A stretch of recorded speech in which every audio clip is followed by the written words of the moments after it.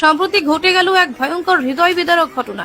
এক শত দায়িত্ববান মুসলিম police officer sub inspector Asif Khan প্রকাশ্যে দিবালোকে ধর্মীয় বিদ্বেষের নির্মম শিকার হলেন।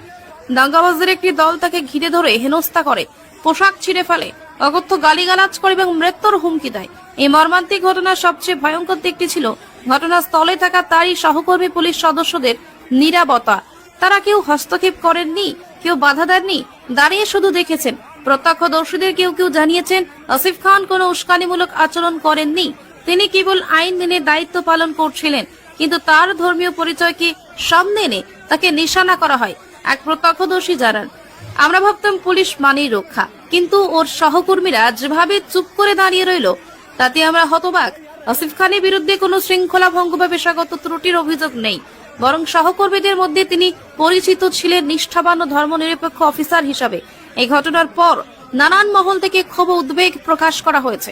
মানবাধিকার সংগঠন ও নাগরিক সমাজ এই ঘটনায় দ্রুত বিচার ও দোষীদের শাস্তির দাবি করেছে। তবে এখনো পর্যন্ত প্রশাসনের পক্ষ থেকে কোনো আনুষ্ঠানিক বিবৃতি দেওয়া হয়নি।